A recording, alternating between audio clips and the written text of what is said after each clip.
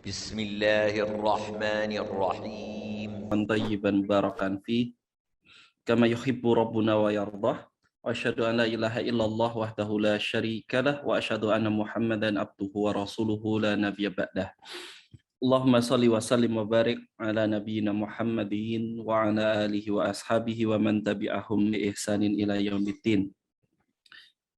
فيقول ربنا تبارك وتعالى يا أيها الذين آمنوا اتقوا الله حق تقاته ولا تموتن إلا وأنتم مسلمون.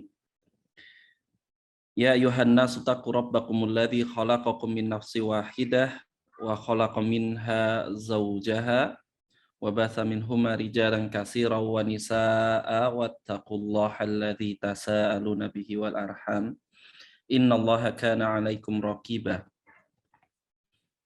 أما بعد فإن أصدق الحديث كتاب الله وخير الهدي هدي محمد صلى الله عليه وعلى آله وسلم وشر الأمور محدثاتها وكل محدثة بدعة وكل بدعة ضلالة وكل ضلالة في النار.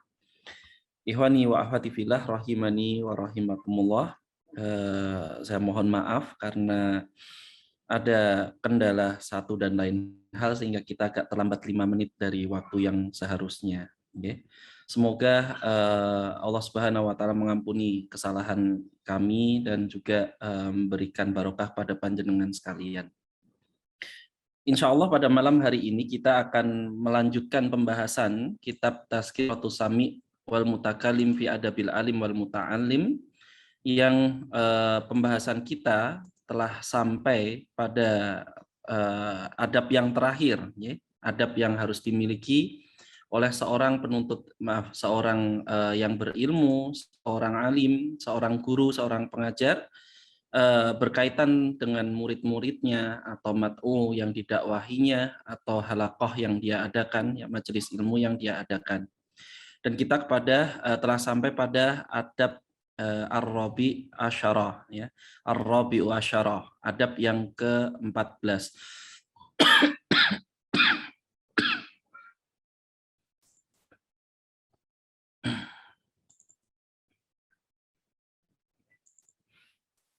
Adab yang ke-14 ini kalau di kitab yang kita gunakan ada di halaman 159, ya. Adab ke-14 ada di halaman 159.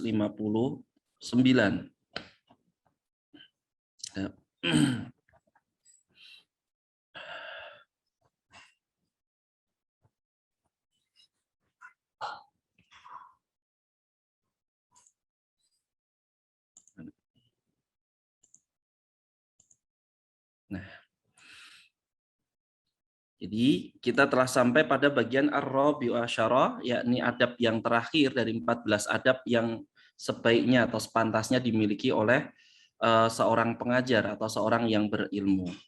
Ibnu Jama'ah rahimahullah, beliau menyatakan an yatawadda'a, ya, an yatawadda'a ma'at talibi wa kulli mustarsyidin sa'ilin idza qama bima yajibu alaihi, ya, min huquqillahi ta'ala wa huquqihi. An yatawadda'a, ya, hendaklah seorang yang berilmu, seorang guru itu tawadhu, ya, memiliki sikap rendah hati. Jadi merendahkan dirinya, bersikap tawadhu ma'at talibi, ya, di hadapan atau kepada penuntut ilmu, kepada muridnya, orang yang belajar padanya. Wa kullin, dan juga kepada setiap, ya, wa kulli mustarsyidin, orang-orang yang mencari petunjuk atau orang-orang yang meminta petunjuk kepadanya, sa'ilin yang bertanya kepadanya, ya. Nah, jadi ketika kita berhadapan dengan orang yang kita dakwahi, hendaknya ada satu sifat yang ini penulis sebutkan sebagai adab yang terakhir, yang mengingatkan kepada kita seakan-akan ini adalah adab yang menjadi adab yang sering dilupakan. Jadi setelah kemudian orang berusaha untuk memenuhi 13 adab sebelumnya, ya, sebagian dari orang itu lupa pada adab yang terakhir ini. Maka penulis kemudian menyebutkan an yatawadda'a, hendaknya dia tawadhu, hendaknya dia rendah hati. Tawadhu ini sifat yang dia merupakan lawan dari al-kibr, ya, kesombongan, keangkuhan, merasa lebih. Jadi tawadhu itu adalah rendah. Kalau disebutkan sebagian penerjemah menyebut rendah diri, ini kurang pas ya. Mungkin maksudnya rendah hati. Kalau rendah diri itu orang yang tidak percaya diri ya kepada dirinya. Tapi yang dimaksud adalah rendah hati. Merendahkan hatinya atau merendahkan dirinya itu maksudnya dalam merendahkan hatinya, tidak angkuh, tidak sombong di hadapan penuntut ilmu atau orang yang belajar kepadanya. Dan setiap orang yang meminta petunjuk, ya, atau setiap orang yang bertanya, sa'ilin, mustarsyidin sa'ilin itu maksudnya adalah orang yang meminta fatwa ketika dia meminta atau menanyakan sesuatu, ya. Jadi meminta hidayatul irsyad, ya, penjelasan kepada seseorang, ya, atau seorang guru. Nah, maka guru tersebut hendaknya dia tawadhu, yang itu akan tampak dari perilakunya, cara dia memilih kosakata, cara dia bertutur kata, ya, cara kemudian dia menata kalimat. Dan itu pun ada syaratnya. Kapan seorang guru itu dia bersikap tawadhu kepada murid ataupun orang-orang yang minta fatwa kepadanya, idza qama bima yajibu, ya, alaihi min huquqillahi ta'ala wa huquqihi. Ya, ini terjadi syaratnya apabila mereka, murid tersebut atau orang-orang yang belajar tersebut adalah orang-orang yang mereka sudah memenuhi bima yajibu alaihi min huquqillah. Mereka memenuhi hak-hak Allah. Mereka adalah orang-orang yang tampak ketakwaannya. Mereka adalah orang-orang yang mengutamakan hak Allah di atas hak makhluknya. Begitu juga wa huquqihi. Jadi maksudnya memenuhi hak-hak Allah adalah mereka bertanya dengan benar.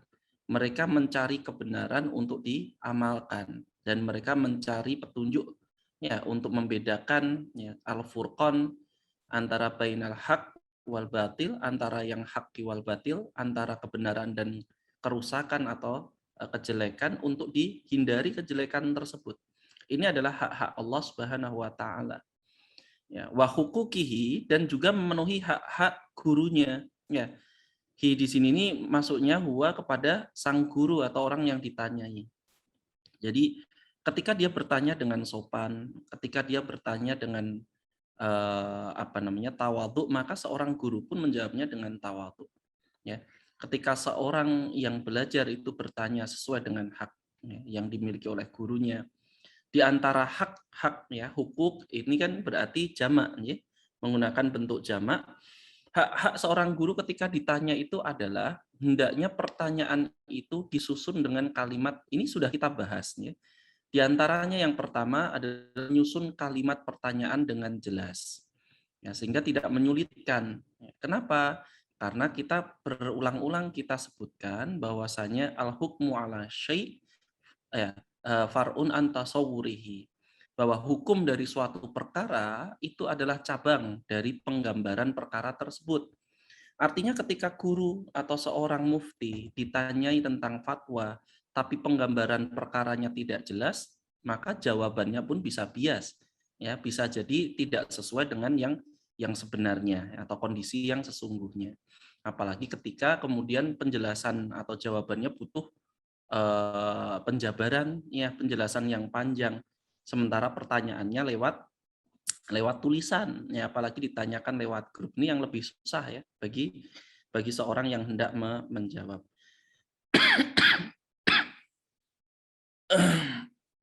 Kemudian yang kedua, ya, berkaitan tentang hak seorang guru ketika dia ditanyai atau kemudian dimintai fatwa, ya, adalah pertanyaan ini adalah pertanyaan yang tidak menyulitkan, ya, pertanyaan-pertanyaan yang dia memang untuk diamalkan, bukan untuk karena penasaran saja. Pertanyaan yang menyulitkan itu pertanyaan yang dia tidak akan diamalkan, misalnya, ya. Misalnya adalah pertanyaan, nanti kalau di bulan, manusia di bulan itu sholat menghadap kemana? Ini kan pertanyaan sebenarnya kurang penting, ya. Orang tersebut juga yang bertanya bukan seorang astronot, kan gitu kan. Dan juga kemungkinan besar seumur hidup juga nggak ke bulan gitu, ya. Nah, adapun kalau kemudian ada astronot muslim ke bulan kemudian bertanya tentang itu, nah ini pantas. Ya, kemudian para ulama akan menjawabnya sesuai dengan apa yang mereka ketahui. Ya. Jadi pertanyaan itu jangan yang menyulitkan, artinya yang memang akan diamalkan. Banyak bertanya ini menyebabkan seorang akan meninggalkan syariat atau menyelisih syariat ketika pertanyaan-pertanyaan tersebut adalah pertanyaan yang sifatnya hanya untuk mencari celah, ya, mencari kelemahan dari jawaban sang guru. Kemudian adab yang terakhir atau hak yang harus dipenuhi dari seorang yang ditanyai, artinya adab untuk memenuhi hak guru ketika dia ditanya pertanyaan adalah jangan bertanya ketika gurunya itu sedang dalam keadaan tidak siap. Ini ada di dalam kitab Ta'limut Ta'alim. Imam Az-Zarnuji menjelaskan salah satu adab, menunjukkan bahwa ini adab yang penting. Jadi terkadang seorang guru, seorang dai, seorang ustaz itu tidak selalu dalam keadaan siap. Ya, terkadang mereka ada dalam keadaan jiwanya juga sibuk. Ya, jadi masyghul, dalam keadaan sangat sibuk terhadap sesuatu. Ya, entah sibuk terhadap keluarganya, menghadapi masalah yang juga juga mungkin pelik gitu ya. Artinya tidak mudah untuk kemudian berpikir dan menjawab pertanyaan-pertanyaan yang diajukan. Dan seringkali kita berpikir bahwa yang bertanya hanya kita. Nah, padahal tidak seperti itu. Ya, seorang dai, seorang yang aktif mengajar, itu seringkali dalam satu hari bisa mendapatkan pertanyaan bukan hanya belasan, ya bisa jadi puluhan, dan terkadang seringkali tidak dalam kondisi tidak siap untuk untuk menjawabnya. Akhirnya kemudian menyulitkan atau menjadi beban seperti itu. Maka idza qama bima yajibu alaihi min huquqillahi ta'ala wa huquqihi. Jadi syaratnya ketika sudah dia penuhi, ya orang-orang tersebut memenuhi hak Allah dan memenuhi hak dari gurunya, maka dia akan diperlakukan. Hendaknya seorang guru, seorang yang berdakwah itu an yatawadda, ya, tawadhu di hadapannya.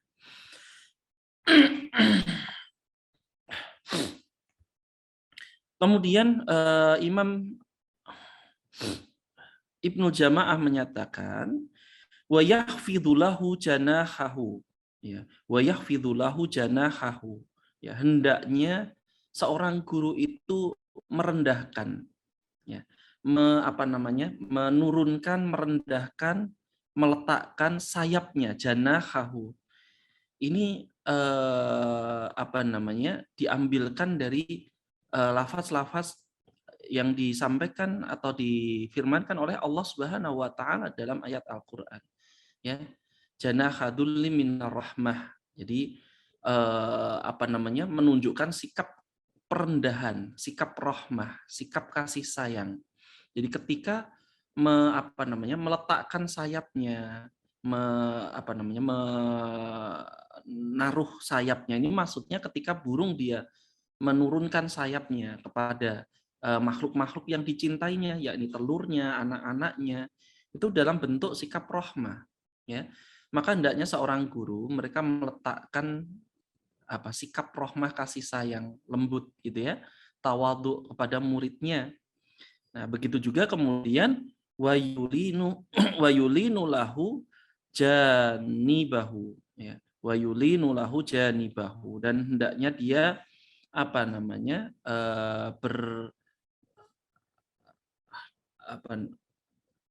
gapyak apa ya bahasa Indonesianya, pandai bergaul gitu ya, bertegur sapa, artinya ramah. Nah, ramah, Masya Allah, sampai hilang kosakata ini. Ramah terhadap orang-orang janibahu, ya, orang-orang yang dekat di antaranya atau ada yang di sekitarnya. Jadi bertegur sapa, bersikap rahmat, kasih sayang, ya, ramah terhadap orang yang bertanya kepadanya. Seperti itu. Jangan kemudian menampakkan kebencian. Jangan kemudian menampakkan sikap tidak suka. Meskipun terkadang ya pertanyaan-pertanyaan itu adalah pertanyaan-pertanyaan yang tidak memenuhi adab-adab tadi. Ya. Jadi kalau panjenengan nanti berdakwah, panjenengan berada di suatu momen di mana kita itu menghadapi orang-orang, semakin banyak orang, semakin banyak karakter. Ya, semakin banyak orang, semakin banyak macam akhlak yang mereka miliki. Karena bisa jadi karakter itu membangun akhlaknya, begitu juga latar belakang budaya, usia, ya pengalaman hidup dan lain-lain. Terkadang pertanyaan itu pertanyaan yang disampaikan pertanyaannya bagus tapi penyampaiannya kurang sopan. Kan gitu. Ada juga pertanyaan yang disampaikan dengan sopan tapi pertanyaan itu nggak pantas untuk ditanyakan di majelis tersebut. Nah, maka ini harus dihadapi dengan sikap tadi lemah lembut karena bisa jadi ya si penanya itu tidak tahu ya bahwa perkara tersebut adalah perkara yang sifatnya terlarang.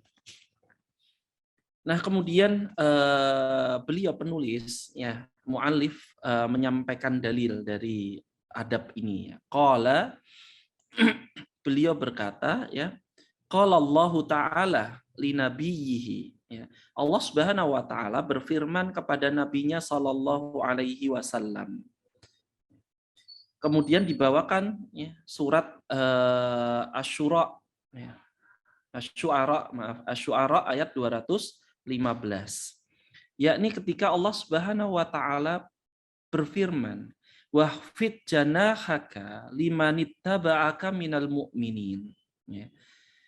Wahai Muhammad, dan rendahkanlah sayapmu. Wahfid janahaka. Perintah ini ditujukan kepada manusia, sementara manusia itu ya tidak memiliki sayap. Ya, maka maksudnya merendahkan sayap itu adalah bersikap tawadhu. Ya, maka maksudnya ada perintah, tawadhu'lah kamu limanittaba'aka, kepada siapapun orang-orang yang ittaba'aka yang mengikutimu.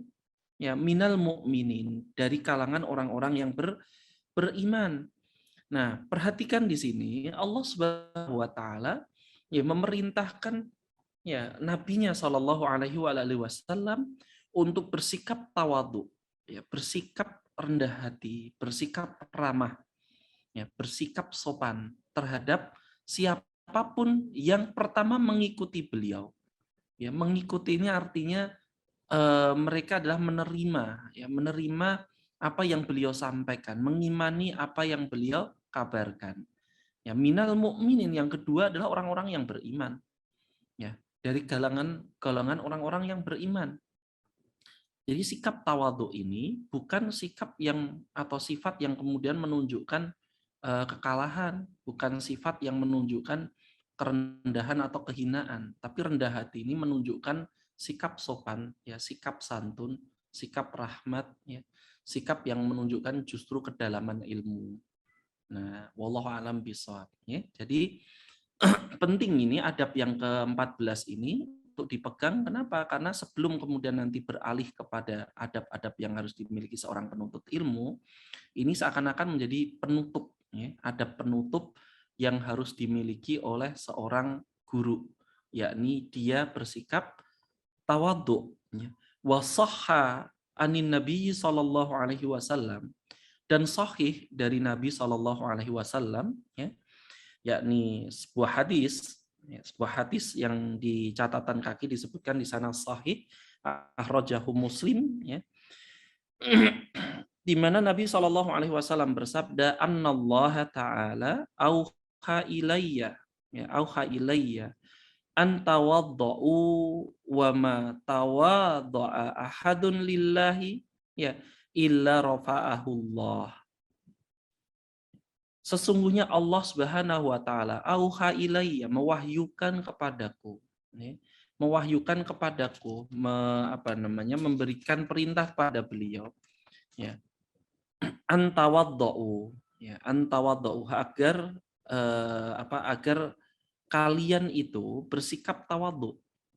Ya, ini antawaddau. Tawaddau di sini ini berarti jamak, maksudnya adalah kepada orang-orang yang orang-orang yang bersama dengan beliau Shallallahu alaihi wasallam dari golongan kaum muslimin. Ya, jadi seakan-akan hadis ini menjelaskan ayat yang sebelumnya. Wahfid janahaka, ya, di sana menggunakan dhamir ka di situ, seakan-akan satu orang, ya, yakni orang kedua yang diajak bicara, kan gitu. Ya. Tapi yang dimaksud di sana, ya, itu adalah ketika Nabi Shallallahu Alaihi Wasallam menjelaskan dalam hadis ini, yang dimaksud adalah semua kaum muslimin. Ya, artinya perintah untuk tawadhu, perintah untuk merendahkan kepakan sayap atau meletakkan sayapnya, merendahkan sayapnya itu kepada seluruh kaum muslimin. Terhadap siapa? Kepada siapa saja mengikuti Nabi Shallallahu Alaihi Wasallam minal mu'minin. Ya, kepada siapa saja yang mereka sudah memenuhi hak Allah Subhanahu Wa Taala. Ya, beriman pada Allah Subhanahu Wa Taala dan mengikrarkan dirinya sebagai pengikut Kanjeng Nabi Shallallahu Alaihi Wasallam. Ya, antawaddu, agar kalian itu tawaddu. Ya, wama tawaddu'a, ya, wama tawaddu'a, wama tawaddu'a ahadun lillah, ya, dan tidaklah seorang itu, ya, wama tawaddu'u, dan tidaklah seorang itu tawaddu, ahadun, ya, lillah, yang ditujukan tawadhu itu untuk mencari ridha Allah Subhanahu wa taala. Illa rafa'ahullahu, ya, kecuali Allah Subhanahu wa taala akan mengangkat derajatnya. Jadi akan meninggikan derajatnya. Jadi tawadhu itu tidak akan merendahkan atau menyebabkan rendahnya kedudukan seorang di mata orang lain. Justru kita perhatikan, ya, di kehidupan kita, semakin kita dewasa, semakin kita menghadapi masyarakat, kita akan tahu bahwa orang-orang yang tawadhu itu justru adalah orang-orang yang memiliki adab yang bagus, adab yang sopan, dan menunjukkan kedudukan yang terhormat di masyarakat. Justru ini orang adalah orang yang sifatnya muncul dari golongan ningrat gitu, ningrat yang sesungguhnya gitu ya. Kalau ningrat ini dari konteks Jawa gitu ya, artinya perilakunya itu perilaku ningrat, di mana dia kemudian bukan sombongnya yang ditekankan, tapi justru sikap tawaduknya, ya. Dan ini mungkin ya, meskipun bukan sesuatu yang berasal dari golongan alim ulama, tapi mungkin kalau panjenengan ada di lingkungan tertentu ya, misalnya di Yogyakarta, ya, sebagian sebagian sikap ningrat itu menunjukkan ketawaduan, ya, perendahan hati. Bagaimana mereka tidak mau sombong. Ini misalkan dicontohkan, ya, semoga Allah Subhanahu wa taala mengampuni dosa-dosa beliau, ya. Sri Sultan Hamengkubuwono IX, Sri Sultan Hamengkubuwono ke-10, mereka sultan, tapi khobar atas kehidupan mereka di masa lalu itu menceritakan bahwasanya bahkan teman-temannya tidak tahu kalau dia itu keturunan sultan, ya, artinya di Jawa atau di Yogyakarta itu memiliki kedudukan tertinggi, dia calon gubernur gitu gampangnya. Besok kalau gede bakal jadi gubernur, tapi teman-temannya nggak ada yang tahu karena dia menggunakan nama asli, ya, tidak menggunakan gelarnya. Baru kemudian lulus SMA, teman-temannya baru tahu bahwa ternyata dia adalah penerus dinastinya. Nah, ini unik, ya, unik. Kenapa? Karena menggambarkan bahwasanya sikap sopan, ya, sikap kesantunan, sikap perendahan hati, ya, tawadhu, itu bisa dimiliki oleh siapapun, ya, oleh siapapun, hatta sampai orang yang mungkin, maaf-maafnya, mungkin tidak mendalami ilmu Islam. Maka terlebih lagi ketika seorang itu mendalami ilmu Islam, maka dia harus memiliki tawadhu ini yang sempurna. Kenapa? Karena dia membaca ayat Allah Subhanahu wa taala surat Asy-Syu'ara tadi, ya. Contohnya, ya, atau hadis-hadis Nabi Shallallahu alaihi wasallam yang merintahkan seorang untuk tawadhu seperti itu. Wahada lil mutlaqin nasi, ya, wahada lil mutlaqin nas, dan ini, ya, ini mutlak untuk seluruh manusia perintah ini. Nah, sebagaimana yang tadi kita sebutkan, mutlak untuk seluruh manusia. Artinya mau manusia yang dia alim maupun jahil, orang yang mereka itu menguasai ilmu agama maupun tidak. Bahkan hatta sampai pun terkadang muncul dari orang-orang non-Islam, orang-orang kafir itu sikap tawadhu yang justru malah itu perhiasan yang harusnya dikenakan oleh seorang mukmin, oleh seorang muslim, tapi malah direbut gitu ya, dikenakan oleh orang-orang yang non muslim ya, orang-orang yang secara akidah adalah musuh Allah Subhanahu wa taala. Kenapa wahadalil mutlaqin nas? Karena itu tujuan apa? Ditujukan perintah itu atau tawadhu itu, ketika tawadhu itu diangkat derajatnya oleh Allah Subhanahu wa taala ya. Ya, wa matawadda wahadun ya. Tadi ya, lillahi illa rafa'ahullah. Nah, terlebih lagi orang yang dia tawadhu dan ditujukan untuk mencari ridha Allah Subhanahu wa taala. Nah, maka lebih ditekankan lagi fakaifa ya. Maka bagaimana biman lahu hakul suhbatu wa hurmatu ya. Maka bagaimana terlebih lagi maksudnya ya fakaifa ini kalimat tanya atau kata tanya yang sifatnya retoris ya, sebenarnya jawabannya untuk menekankan. Maka bagaimana lalu bagaimana dengan orang yang dia itu memiliki ya biman lahu hak ya, yang dia padanya itu memiliki hakul suhbatu, memiliki hak untuk didekati ya. Begitu juga wa hurmatu, dan dihormati ya, dimuliakan. Nah, maka wal hurmatu tarot tudi ya, wasid kutawat tudi wasyarofut talabi. Yakni orang-orang yang mereka memiliki hak untuk dijadikan sahabat, didekati, ya, kemudian lebih dihormati dan juga dicintai, ya, karena apa wasyarat talabi, karena kemuliaan ilmunya, kemuliaan apa yang dia cari selama ini. Maka terlebih lagi ya, orang-orang yang demikian itu lebih pantas untuk bersikap tawadhu ya, bersikap untuk rendah hati. Nah, jadi orang-orang yang demikian ya, orang-orang yang dia itu oleh Allah Subhanahu wa taala dijadikan didorong manusia itu untuk mendekat kepadanya ya. Hakus suhbati ini seakan-akan dia berhak atau lebih berhak untuk dijadikan teman. Itu karena apa? Karena kedudukannya di masyarakat ya, karena sikapnya, karena ilmu yang dia miliki, kan gitu ya. Nah, maka orang-orang yang demikian lebih pantas lagi untuk bersikap tawadhu ya, untuk rendah hati. Wa fil hadis ya, dan di dalam hadis yang lain ya, tapi hadis ini derajatnya kalau di dalam catatan kaki ya dinyatakan batil. Tapi maknanya kita lihat ya. Di mana Kanjeng Nabi Shallallahu alaihi wasallam dinyatakan di situ linu liman tu'allimuna wa liman tata'allamuna minhu. Linu ini artinya lemah lembutlah kalian ya, layin, bersikaplah lemah lembut kalian itu, liman tu'allimuna, terhadap orang-orang yang kalian ajari, orang-orang yang kalian beri ilmu, waliman tata'allamuna minhu, dan terhadap orang-orang yang kalian ambil ilmu darinya ya, orang-orang yang kalian belajar dari beliau. Nah, jadi seakan-akan hadis ini menunjukkan perintah ya, di sini ada bentuk kitabnya fi'il amr yang memerintahkan agar kita itu bersikap layin, lemah lembut ya, terkait dengan ilmu, baik dari tangga yang atas maupun yang bawah.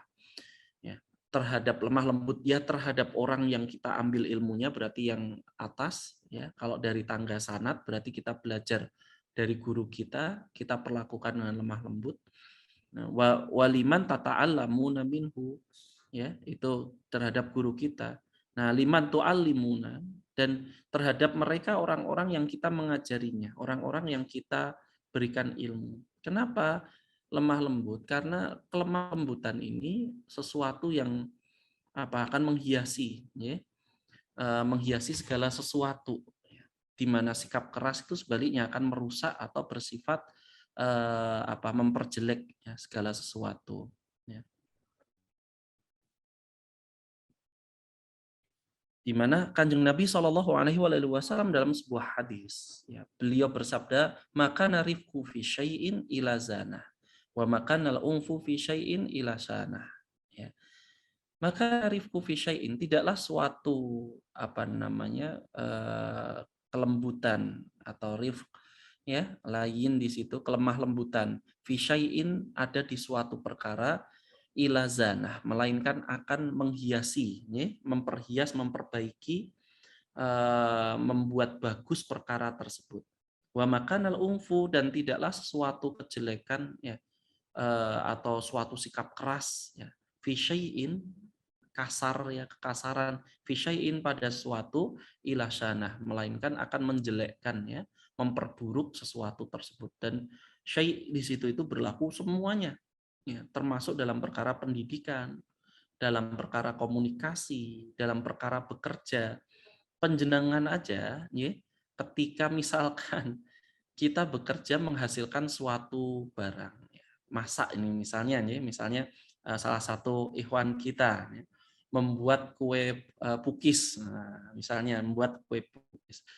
Maka kan tampak seakan-akan ketika dia membuat kue pukis itu dalam keadaan senang, keadaan lembut ya, keadaan dia itu apa namanya? Tidak buru-buru. Nah, maka hasilnya akan enak, dinikmati itu berasa. Tapi ketika dia dalam keadaan tergesa, dalam keadaan marah, dalam keadaan sedang apa namanya emosi, nah, ketika dia membuat kue pukis itu rasanya berantakan, kan gitu ya. Meskipun adonannya mungkin sama, ya, tapi kemudian Allah Subhanahu Wa Taala menjadikan sesuatu itu indah karena sikap kelemah lembutan yang dimiliki oleh seorang pada sesuatu tersebut. Wa an Fudail, ya ini maksudnya Fudail bin Iyad ya. Fudail bin Iyad ini salah seorang ulama besar yang kisah taubatnya seringkali diceritakan oleh para alim ulama atau para asatid kita untuk mengingatkan bahwasanya bertobat di waktu tua itu tidak ada kata terlambat. Jadi Fudail bin Iyad ini termasuk orang yang baru mulai belajar ilmu agama di usia 40-an tahun dan menjadi seorang ulama besar, ya, seorang ulama besar, ahlinya ya, dalam ukuran atau dalam hitungan belasan tahun belajar. Masalahnya adalah kita bisa atau tidak. Nah, bahkan beliau itu dulunya adalah bekas seorang perompak ya atau perampok, orang yang rampok atau orang yang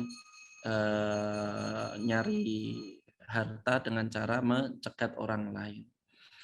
Nah, wa an Fudailin ya, dan dari Fudail ya, wa anil Fudail, dari Fudail bin Iyad, beliau menyatakan man tawaddo'a lillahi warasahullah al-hikmata.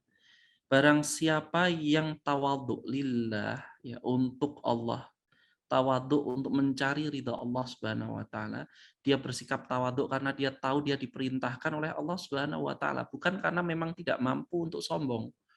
Ya, ini beda antara orang yang dia, oh itu orang, misalnya ada komunitas kita ada, oh ini orang kok tawadhu banget.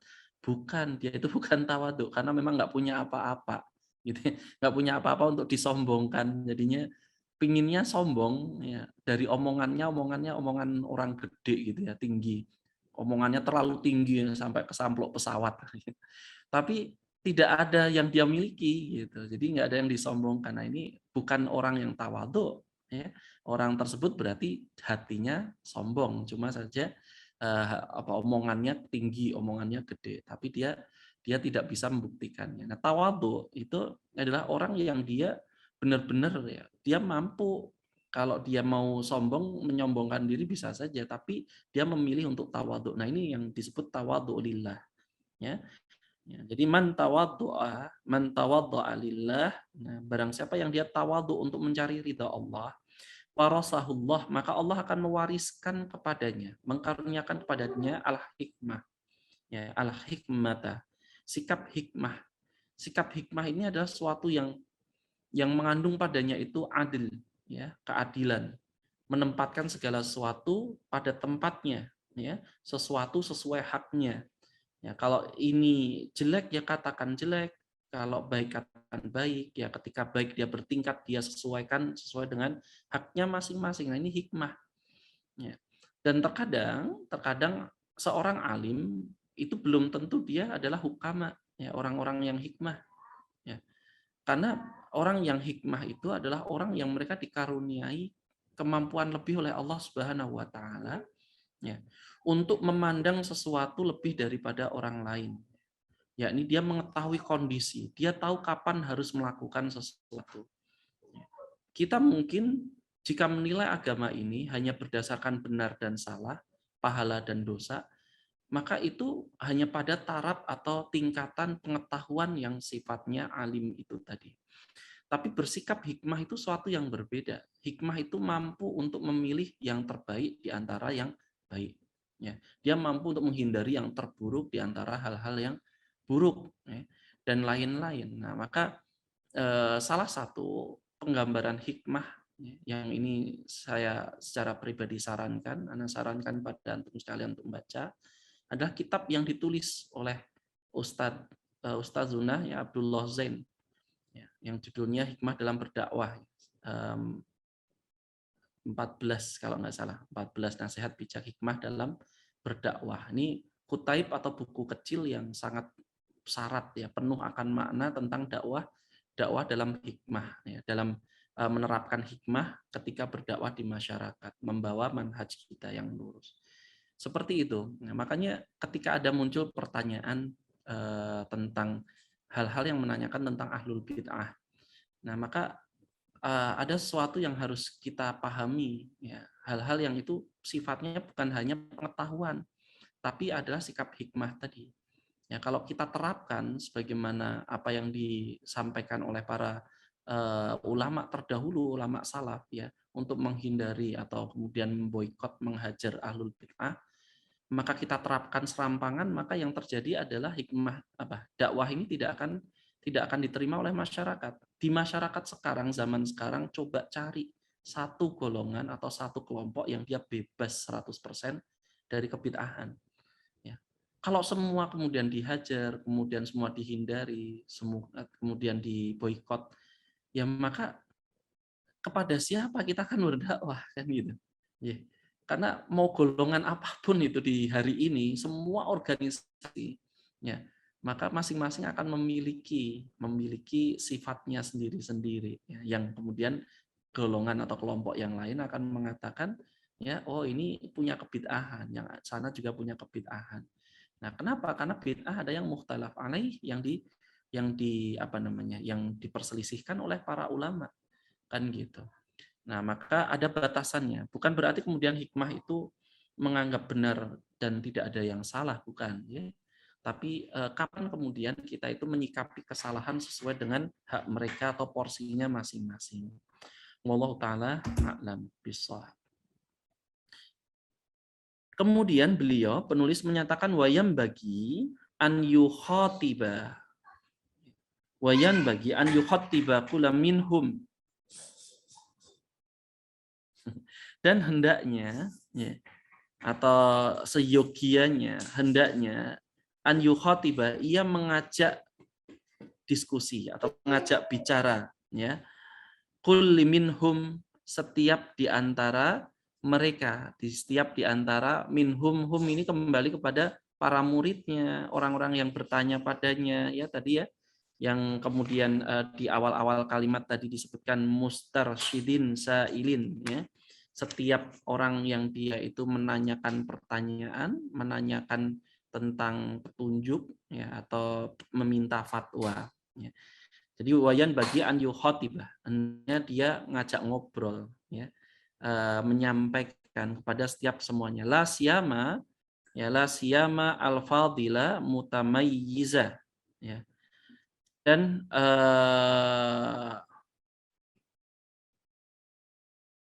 bikunyatihi. Nah, mutamayyiza bikunyatihi.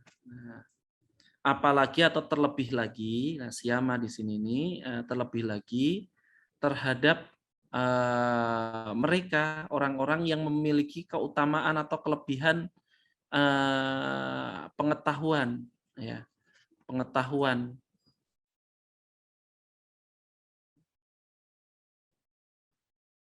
Memanggilnya yukhatiba ini berarti di sana itu menyapanya bikunyatihi, dengan kunyah mereka. Nah, kunyah itu nama yang disandarkan sesuai dengan ini ya, dengan bapak atau anak. Ya. Bisa kemudian Abu Fulan, Umu Fulan, gitu ya, atau kemudian Ibnu Fulan, ya, atau Bintu Fulan, ya. Atau apa namanya Abu Fulana, ya, Bintu Fulana, Abu Musa, Abu Ishak, kan gitu ya, Abu Ikmal, kan gitu. Abu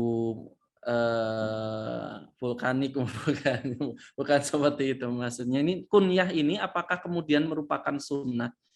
Sebagian ulama menyatakan kunyah itu adalah sunnah Kanjeng Nabi Shallallahu Alaihi Wasallam. Ya, kenapa? Karena beliau memberikan kunyah kepada istri beliau dan sebagian sahabat yang bahkan mereka belum punya anak. Nah, contohnya ketika Aisyah radhiyallahu taala anha disebut atau dinamai dengan kunyahnya Ummu Abdillah, padahal beliau tidak punya putra. Begitu juga Abu Umair, ya, Abu Umair pada seorang anak yang dia masih kecil, belum nikah, jangankan punya anak, ya, masih kecil, masih main burung, burungnya mati. Nah, kemudian apa namanya diberi kunyah Abu Umair. Nah, wallahu taala a'lam, ini dengan memanggil dengan nama kunyahnya apa ini sambungannya, nggih?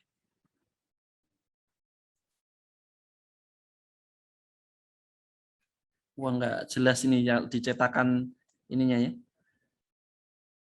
Kalau di bukunya wa nahwiha, ya wa nahwiha min ahabbil asma'i.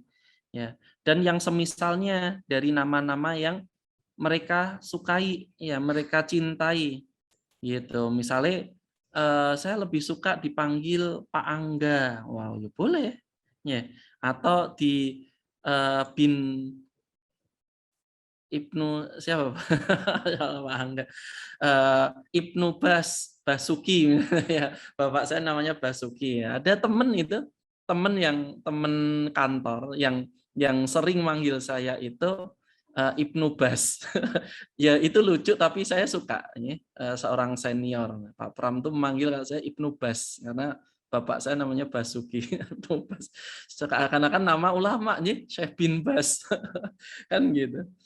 Nah, wallahu alam bishawab. Nah, ini termasuk min ahabil asma'i ilaihi, ya, apa namanya, nama-nama yang bagus ya, dipanggil ke mereka. Nah, wa ma fihi ta'dhimun lahu taukirun, ya. Dan ini disampaikan ya sebagai bentuk atau sebagai dalam rangka ta'dhimun, ya, menghormati. Ya, ta'dhimun lahu, ya, menghormati mereka, wa taukir, ya, wa taukirun, dan juga pemuliaan kepada mereka, ya. Wa an Aisyah radhiyallahu anha, dan diriwayatkan dari Aisyah semoga Allah meridhoinya, karena Rasulullah sallallahu alaihi wasallam, ya, bahwasanya Rasul sallallahu alaihi wasallam yukanni ashabahu ikraman lahum, ya, bahwasanya Rasul Shallallahu Alaihi Wasallam itu yukanni itu memanggil dengan nama kunyah atau memberikan nama kunyah, ya, ashabahu kepada sahabat-sahabat beliau Shallallahu Alaihi Wasallam. Nah, ini sebagaimana tadi yang disebutkan, ya, Umar ibnul Khattab, ya, biasa dipanggil dengan Ibnul Khattab, ya. Kemudian Abu Bakar, ya, Abu Bakar Asy-Siddiq, ini kan nama kunyah itu kan, bukan nama aslinya, kecuali Pak Abu Bakar gitu. Kalau Pak Abu Bakar yang di Gria Kota ini nama asli kan gitu. Yeah. Dan lain-lain, ya. Jadi Kanjeng Nabi Shallallahu Alaihi Wasallam yukanni ashabahu ikraman lahum, dalam rangka untuk memuliakan mereka atau menghormati para sahabat tersebut. Yeah. Nah, wallahu a'lam bishawab. Nah, mungkin sampai sini ya, ini meskipun di catatan kaki disebutkan lam ajidil hadis bi hadhil lafdil ladzi awradahu musannif, ya. pentahqiq menyebutkan bahwasanya beliau tidak menemukan hadis dengan lafaz yang semisal ini. Ini seakan-akan ini adalah kesimpulan, kesimpulan dari suatu hadis yang mungkin panjang atau dengan lafaz yang berbeda, bahwa Kanjeng Nabi Shallallahu Alaihi Wasallam yukanni, yang memanggil dengan nama kunyah atau memberikan nama kunyah kepada para sahabatnya, ikraman lahum, untuk menghormati mereka. Mungkin sampai sini, karena saya juga ada keperluan yang lain. Aku qouli hadza wa astaghfirullah li wa lakum wa lisairil mu'minin fastaghfiruhu innahu wal ghafurur rahim. Monggo kalau mungkin ada yang hendak ditanyakan atau didiskusikan.